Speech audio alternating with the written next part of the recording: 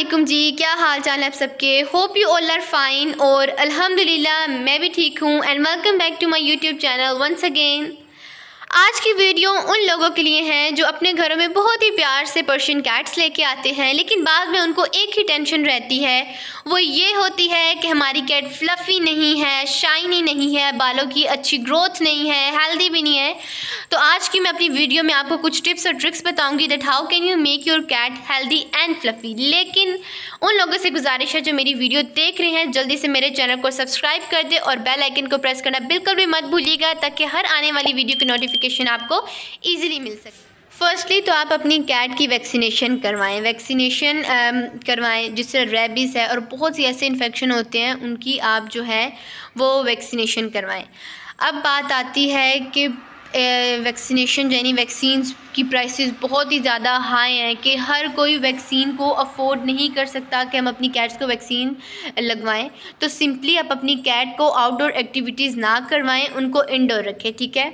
बहुत से लोग होते हैं जो नहीं करवा सकते हैं लेकिन उनको शौक़ होता है and they want to make their cat healthy and fluffy, तो उनके लिए सिंपली मैं यही सजेस्ट करूँगी कि वो अपनी कैट को घर में ही रखें, बाहर बिल्कुल भी ना लेकर जाएँ।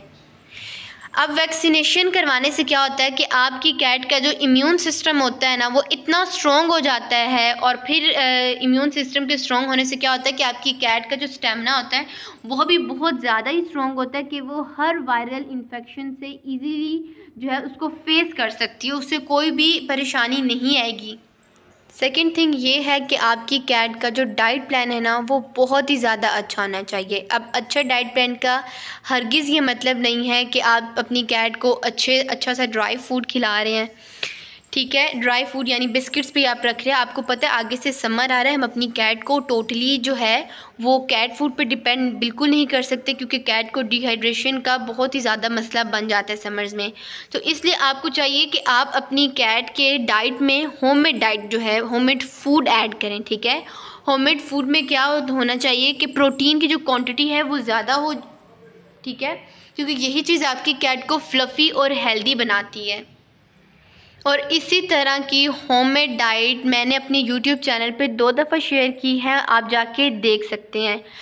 होममेड डाइट से क्या होता है कि आपकी कैट बहुत ही ज़्यादा फ्लफ़ी भी हो जाती है और हेल्दी भी होती है, यानी एक्सटर्नली भी हेल्दी होती है और इंटरनली। इसके अलावा जिनकी कैट्स बीमार रही हैं और अब उनकी वापस से वैसी हेल्थ नहीं आ रही, यानी जब वो बीमार थी तब उनकी हेल्थ बहुत ही ज़्यादा डाउन हो गई थी और अब वो चाहते कि हमारी कैट जो है वो वैसे ही हेल्दी हो जाए, फ्लफ़ी हो जाए, तो वो मल्टी वाइटामिन्स यूज़ कर सकते हैं वेट के सजेशन से, ठीक है। बहुत ही अच्छे से आप मल्टी वाइटामिन्स ले सकते हैं, क्योंकि मार्केट में बहुत ही ज़्यादा इस तरह के मल्टी वाइटामिन्स आते हैं जो स्पेशली कैट्स एंड डॉग के लिए ही बने होते हैं। अब हम बात करते हैं कैट्स के हेयर्स के इशू पे, ठीक है। अक्सर लोग क्या कहते हैं कि कैट का हेयर फॉल बहुत ही ज़्यादा हो रहा है, कैट फ्लफ सी बॉल नहीं बन रही है, कैट के कोट में शाइन भी नहीं है और हेयर मैट्स भी बन रहे हैं। तो सबसे बड़ी जो चीज़ आती है कि हम अपनी कैट को डेली ग्रूम नहीं कर रहे होते। ग्रूम करने का मकसद ये होता है कि इससे आपकी कैट एक तो फ्लफ सी बॉल बन जाती है और कैट के हेयर मैट्स भी नहीं बनते हैं। इसलिए आपकी फ़र्स्ट प्रायोरिटी ये होनी चाहिए कि आप अपनी कैट्स को डेली ग्रूम किया करें। जिस तरह हम अपनी डेली जो है वो कॉम करते हैं, नहीं हम अपने आप को डेली कंघी करते हैं, उस तरह कैट्स के लिए भी ज़रूरी है कि आप उनको डेली कंघी किया करें। अब मैं आपको बताती हूँ कि जिन लोगों ने न्यू कैट को मतलब अडॉप्ट किया है तो उनको ग्रूम करने का तरीका मैं सही बताती हूँ। कैट को ग्रूम करने का तरीका ये होता है कि आप जिस डायरेक्शन में अपनी कैट को ग्रूम कर रहे होते हैं ना, तो उसी में किया करें।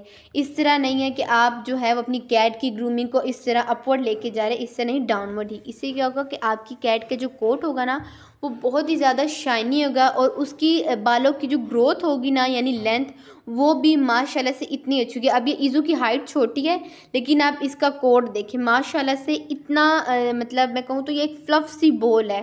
तो इसके लिए लाजमी है कि आप अपनी कैट को ना यानी डाउनवर्ड डायरेक्शन में ही उसकी ग्रूमिंग किया करें, अपवर्ड में ना जाएं। इस तरीके से एक तो आपकी कैट के कोट में शाइन भी नहीं होगा, उसकी लेंथ भी अच्छी नहीं। अच्छा, अब हेल्दी कैट का मतलब बिल्कुल भी ये नहीं है कि आप अपनी कैट्स को ओवरवेटेड कर लें, क्योंकि ओवरवेटेड से कैट्स में बहुत ही ज़्यादा कॉम्प्लिकेशंस आ सकती हैं, जैसे कि हार्ट अटैक, लीवर के बहुत ज़्यादा मसले बन जाते हैं, इवन के कैट्स को हार्ट अटैक भी हो जाता है। ठीक है, इसलिए आज मैं आपको बताऊंगी कि फ़ीमेल कैट्स का कितना वेट होना चाहिए। वो 3.5 kg से लेके 4.5 तक होना चाहिए। यानी आपकी कैट का जो फीमेल कैट है उसका वेट 4.5 से ऊपर नहीं होना चाहिए और 3.5 से नीचे नहीं होना चाहिए। अगर 4.5 से ऊपर होगा इट्स मीन कि आपकी कैट जो है वो ओवरवेटेड है, और अगर 3.5 से कम है इट्स मीन कि आपकी कैट वीक है।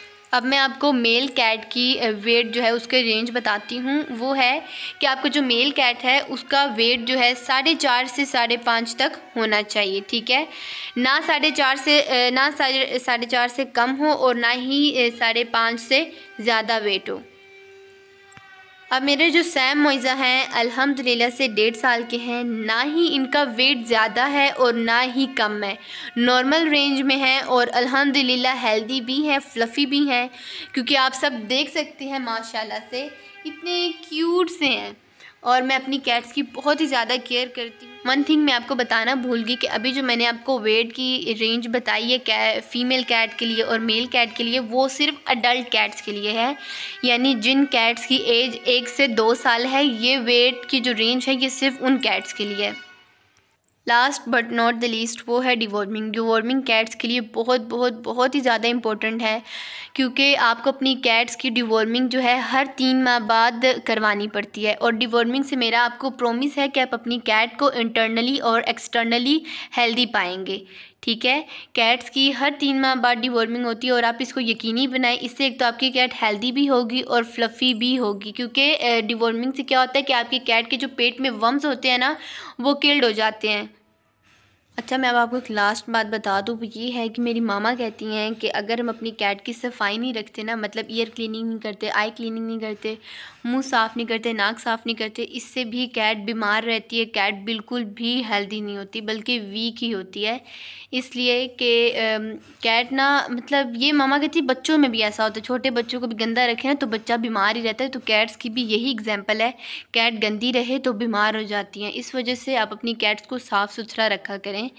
अब सैम मोइज़ा है या ईज़ो सोनू डियो है तो इनकी डेली ग्रूमिंग होती है, तो आप लोग भी अपनी कैट को डेली साफ़ किया करें, उनको ग्रूम किया करें, और मे बी इंशाल्लाह आपकी कैट जो है फ्लफ़ी भी होगी और हेल्दी भी होगी।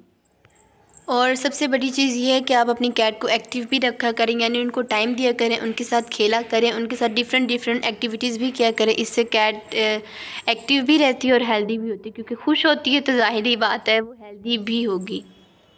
इंशाल्लाह ये सब बातों पे अमल करने के बाद आपकी कैट हेल्दी भी हो जाएगी, फ्लफ़ी भी हो जाएगी, एक्टिव भी हो जाएगी। और आपने मुझे फ़ीडबैक लाजमी देना है कि इन टिप्स पे अमल करने के बाद आपने अपनी कैट्स में क्या चेंजेस देखी हैं। तो बस अभी यहीं पे मैं अपनी वीडियो को कर देते हैं एंड। और अगर आपको वीडियो पसंद आई हो तो मेरी वीडियो को लाइक कर दें, शेयर कर दें, कमेंट कर दें और यूट्यूब चैनल को सब्सक्राइब करना बिल्कुल भी मत भूलिएगा और बेल आइकन को भी प्रेस कर दें। So stay tune, I will be back. अल्लाह हाफिज़।